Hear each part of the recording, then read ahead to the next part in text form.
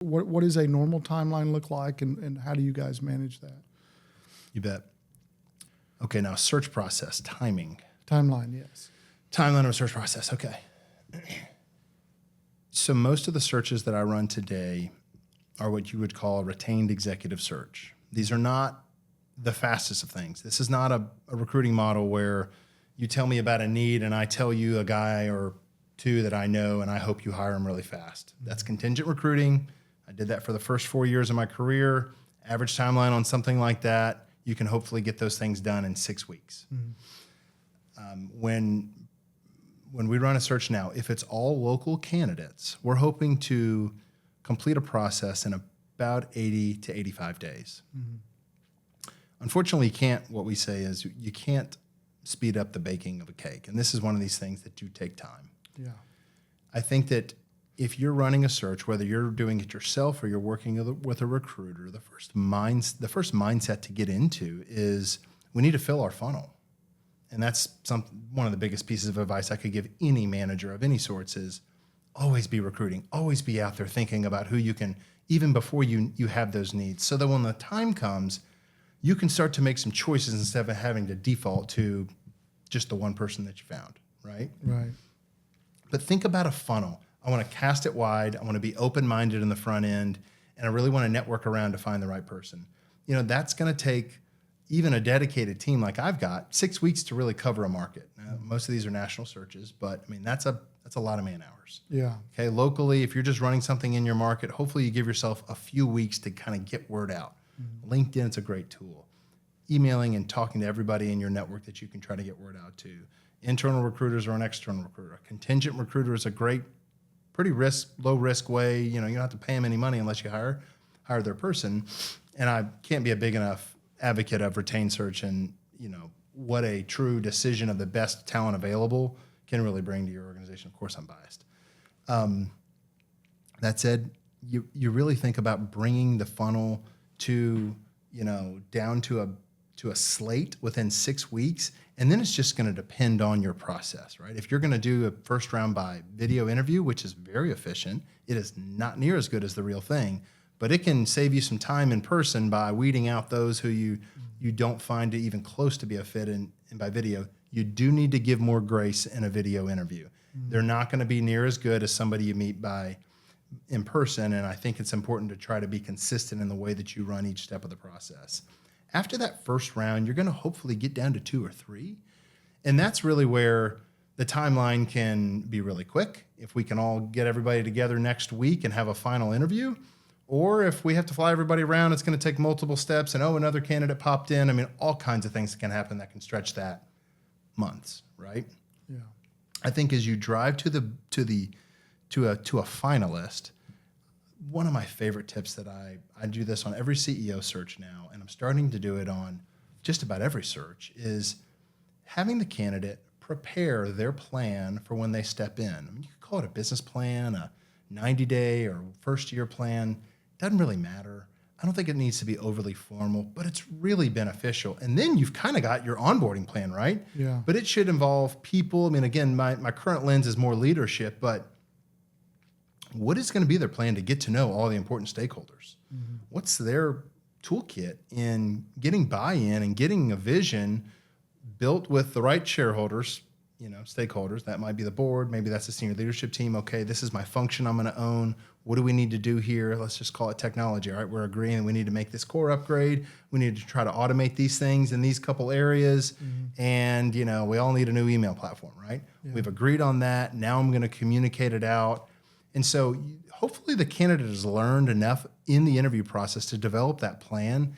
It can often help you choose between 2 candidates, and it can be a really powerful tool to kind of get buy-in, know how they can present, and know how they're thinking about the role strategically. And again, it's a great tool to kind of go, all right, well, we've been 100 days now working together, and how are we doing on our plan, right? Yeah, as compared to, oh, wow, we have no idea what we were going to do, but we did it really well. That's right. That's right. That's right.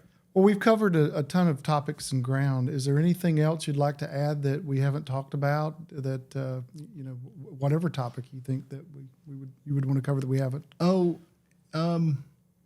If you were to ask me my 2 favorite suggestions that I'm giving clients now what are the couple of the best tips I could give somebody to think about in recruitment or even talent? Number one, I think is lost on the end on everyone somehow, is to do references. Yeah. I mean, and the individuals that someone provides you at the end of a process are going to be their cheerleading squad, right? They're almost never going to tell you something that knocks that candidate out. Right. But I will never hire somebody for my own team that I have not talked to their last two bosses. Yeah. Right? If I can't talk to one of those, that's a big, big red flag.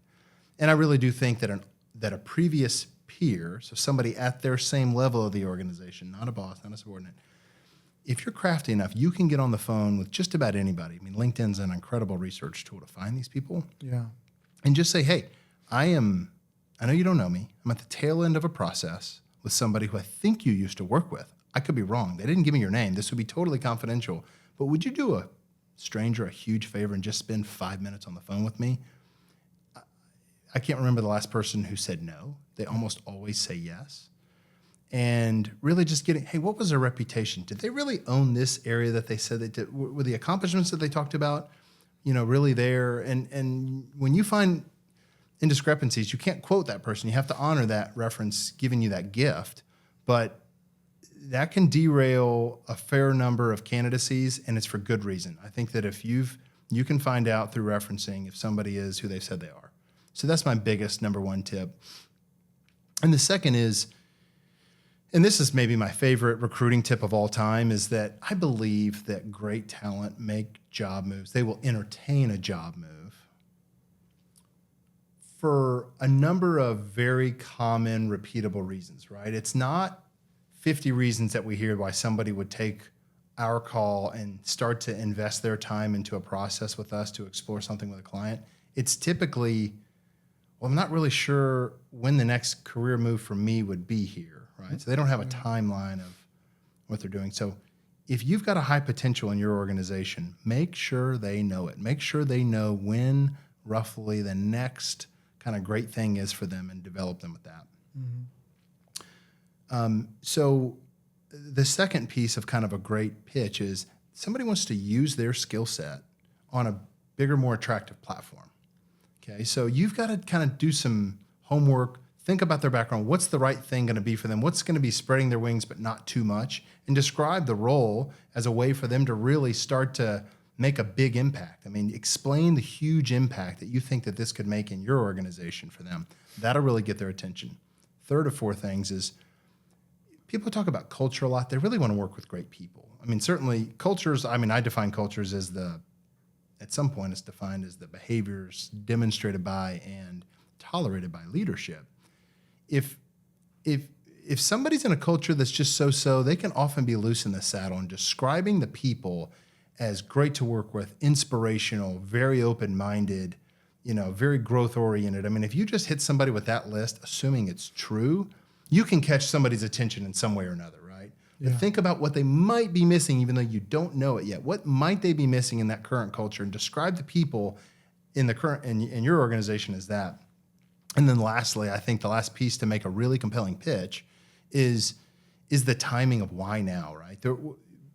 Think deeply around what are the things happening behind the scenes that nobody's going to know about if they Google it or look on website or anything else.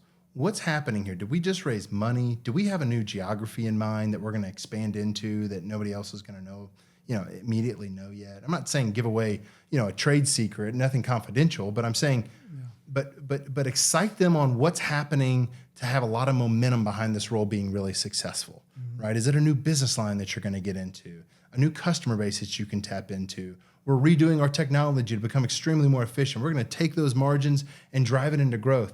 What is it? Is it a team that's really capable but really needs a great leader to give them vision? What are these things happening that they're just not going to know elsewhere that could get them excited? So that's kind of the pitch, if you will. That's great. the formula. That's a great formula. Yeah, well, you do it enough, you start to try to make it easier on yourself and try to formulate it. Pathways to success are helpful. That's right. That's right. Well, thank you so much. It's been great, and I've learned a lot. I know that our audience will learn a lot too. So we really appreciate this, and I know it will help everyone that watches it. So thank you. Thank you so much. Appreciate you having me. Absolutely.